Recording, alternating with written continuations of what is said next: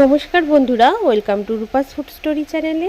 আজকে বানাবো দারুণ স্বাদের এক নিরামিষ তরকারি। আর নিরামিষের দিনে আমাদের কিন্তু চিন্তায় পড়ে যায় যে কি নিরামিষ তরকারি করা যায়। তাই আজকে খুব সুন্দর একটা নিরামিষ তরকারি নিয়ে হাজির হয়ে গেছি। আলু, পটল আর সয়াবিন দিয়ে দারুণ স্বাদের এক নিরামিষ তরকারি, যেটা নিরামিষের দিনে খেতে কিন্তু দারুণ লাগবে। আর নিরামিষের দিনে সত্যি কিন্তু চিন্তায় পড়ে যায় যে কি রান্না করা যাবে। আর এই নিরামিষ আলু, পটল, সয়াবিনের তরকারিটা যদি রান্না করা হয় বাড়িতে, তাহলে ছোট বড় সবাই খুব তৃপ্তি করে খাবে, এতটাই টেস্টি হয় এই তরকারিটি। তাহলে চলো ঝটপট দেখে নাও আজকের এই রেসিপিটি। এখানে নিয়েছি আলু, পটল আর সয়াবিন। পটলের আমি হালকা হালকা করে খোসা রেখেছি, আলুগুলোকে ছোট ছোট করে কেটে নিয়েছি। এবার একটা কড়াই গরম করতে বসিয়ে দিয়েছি। তা কড়াইতে দিয়ে দিচ্ছি জল। জলটাকে প্রথমে একটু গরম করে নেব। জলটা একটু গরম হয়ে গেলে তারপরে আমি সয়াবিনগুলো এখানে জলের মধ্যে দিয়ে দেব। আর জলের মধ্যে দিয়ে সয়াবিনগুলোকে কিন্তু ভালো করে একটু সেদ্ধ করে নিতে হবে। তাই সয়াবিনগুলো কিন্তু আমি এখানে দিয়ে দিচ্ছি। আর সয়াবিনগুলোকে একটু ভালো করে সেদ্ধ করে নেব। সয়াবিন তোমরা চাইলে কেউ খুব গরম জল করে ভিজিয়েও রাখতে পারো, তবে আমি তাড়াতাড়ি করার জন্য এখানে গরম জলের মধ্যে সয়াবিনটাকে সেদ্ধ করে নেব, যার ফলে সয়াবিনটা নরম হবে, খেতেও কিন্তু খুব ভালো লাগবে। আর ছোট থেকে বড় সকলেই কিন্তু সয়াবিন খেতে কিন্তু ভীষণ ভালোবাসে। আর আলু পটলটা অনেকে খেতে পছন্দ না করলেও সাথে যদি সয়াবিনটা দেওয়া হয় তাহলে কিন্তু এই রেসিপি বা এই তরকারিটি কিন্তু সবাই, ছোট বড় সবাই খেতে চাইবে। সয়াবিনগুলোকে খুব ভালো করে ফুটিয়ে সেদ্ধ করে নিয়েছি। সয়াবিনগুলো খুব সুন্দর সেদ্ধ হয়ে গেছে। এবার সয়াবিনগুলোকে আমি কড়ার থেকে তুলে নেব। সয়াবিনগুলোকে তুলে নিয়ে ভালো করে ঠান্ডা করে নিতে হবে। তার সয়াবিনগুলোকে আমি একটা ছাঁকনি দিয়ে তুলে নিচ্ছি। সমস্ত সয়াবিনগুলোকে এইভাবেই আমি তুলে নেব। তুলে ঠান্ডা হওয়ার জন্য রেখে দেব। তারপর কড়াইটা পরিষ্কার করে কড়াই গরম করে দিয়ে দিচ্ছি এখানে সাদা তেল। তোমরা চাইলে এই রান্নাটা সর্ষের তেলও করতে পারো, কোনো অসুবিধা নেই। তেলটাকে ভালো করে গরম করে নিয়েছি। গরম করা হয়ে গেলে তেলটাকে একটু ছড়িয়ে নিয়েছি খুন্তির সাহায্যে কড়াইয়ের মধ্যে, যাতে আলুগুলো ভাজার সময় লেগে না যায়। এবার আলুগুলোকে সুন্দর করে আমি কড়াইয়ের মধ্যে দিয়ে দিচ্ছি। কড়াইয়ের মধ্যে দিয়ে আলুগুলোকে ভেজে নিতে হবে।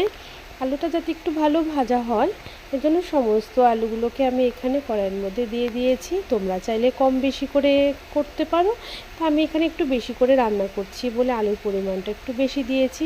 তোমরা যে যেমন রান্না করবে অল্প বেশি সেই বুঝে এখানে আলুটা অ্যাড করবে। দেখো, আলুটাকে দিয়ে ভালো করে নেড়ে চেড়ে নিয়েছি। এবার এখানে দিয়ে দেব সামান্য একটু নুন দিয়ে ভালো করে আবারও আলুটাকে নেড়ে চেড়ে ভালো করে একটু লাল করে ভেজে নিতে হবে। তাহলে কিন্তু তরকারি আলুটা খেতে কিন্তু দারুণ লাগবে। এভাবে নেড়ে চেড়ে আমি আলুটাকে লাল লাল করে একটু ভেজে নেব।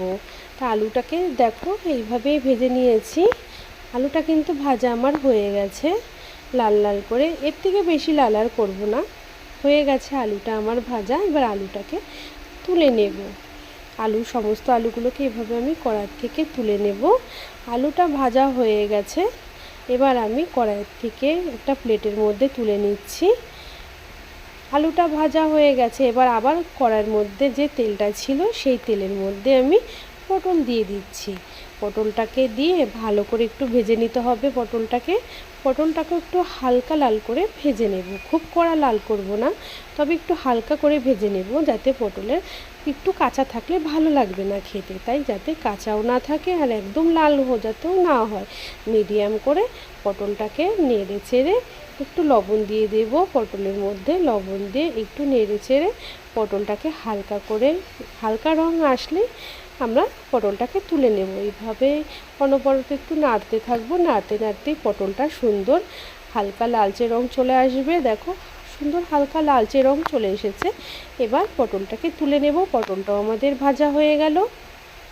সমস্ত পটলগুলোকে তুলে নিয়েছি। তারপর কড়াইয়ের মধ্যে সামান্য আর একটু সাদা তেল অ্যাড করে দিয়েছি। এবার সেদ্ধ করে রাখা সয়াবিনগুলো ঠান্ডা হয়ে গেছে। এর ভেতরে যে জলটা থাকে সয়াবিনের মধ্যে, জলটা কিন্তু আমি ভালো করে চিপে ফেলে দিয়েছি। জল থাকলে কিন্তু ভালো লাগবে না সয়াবিনে। তা জলটা ফেলে দেওয়ার পর সয়াবিন থেকে এই সয়াবিনগুলো কড়াইয়ের মধ্যে দিয়ে তারপরে নেড়ে চেড়ে ভালো করে ভাজবো। এর জন্য একটু নুন দিয়ে দিয়েছি আমি সয়াবিনের মধ্যে। একটু নুন দিয়ে আবারও ভালো করে নেড়ে চেড়ে আমি সয়াবিনটাকে ভালো করে ভেজে নেব। দেখো সয়াবিনটাকেও হালকা করে ভেজে নিয়েছি। এবার সয়াবিনটাকেও তুলে নিয়েছি। তারপর কড়াইয়ের মধ্যে আবার দিয়ে দিয়েছি সাদা তেল। এবার মশলা কষাতে হবে আমাদের ভালো করে। এবার তেলটাকে সুন্দর করে গরম করে নেব। তেলটা গরম হয়ে গেলে দিয়ে দিয়েছি একটা শুকনো লঙ্কা, 2 টুকরো দারচিনি, 2টো লবঙ্গ, 3 থেকে 4টে এলাচ। এলাচের মুখগুলো একটু ফাটিয়ে দিতে হয়, তা না এলাচটা কিন্তু তেলে পড়লে চোখে মুখে ফুটে আসতে পারে, এজন্য অবশ্যই এলাচ দেওয়ার আগে ফাটিয়ে দেবেন আপনারা। তারপরে দিয়ে দিয়েছি এখানে জিরে, গোটা জিরে ফোড়ন। এবার সমস্ত ফোড়ন দেওয়ার পরে তারপরে দিয়ে দিয়েছি এখানে আমি আদা বাটা দিয়ে দিয়েছি, জিরে বাটা দিয়ে দিয়েছি, ধনিয়া বাটা দিয়ে দিয়েছি। এখানে পাকা পাকা লাল লঙ্কা ছিল, সেই লঙ্কাগুলোকে বেটে নিয়েছিলাম, লঙ্কা বাটা দিয়ে দিয়েছি। এবার এখানে আমি দিয়ে দিয়েছি একটু জল দিয়ে ভালো করে মশলাটাকে কষিয়ে নিতে হবে, যাতে মশলাটা পুড়ে না যায়। পুড়ে গেলে কিন্তু মশলাটা একদম বাজে লাগবে তরকারিটা খেতে। তাই সামান্য একটু জল দিয়ে আগে ভালো করে নেড়ে চেড়ে মশলাটাকে কষিয়ে নিয়েছি সুন্দর করে, দেখো এভাবে। তারপর এখানে দিয়ে দিয়েছি 2 চামচ মতন, ছোটো চামচে 2 চামচ মতন লবণটা তোমরা স্বাদ অনুযায়ী ব্যবহার করবে। আর এখানে দিয়ে দিয়েছি হলুদটাও দিয়ে দিয়েছি। তারপরে এখানে দেখো দিয়ে দেব সামান্য একটু লাল লঙ্কার গুঁড়ো, তরকারি রঙটা সুন্দর আসার জন্য কাশ্মীরি লাল লঙ্কার গুঁড়ো। আর এখানে দিয়ে দেবো সামান্য একটু চিনি। নিরামিষ তরকারিতে সামান্য একটু চিনি ব্যবহার না করলে কিন্তু এর স্বাদ কিন্তু ঠিক মতন ভালো হয় না।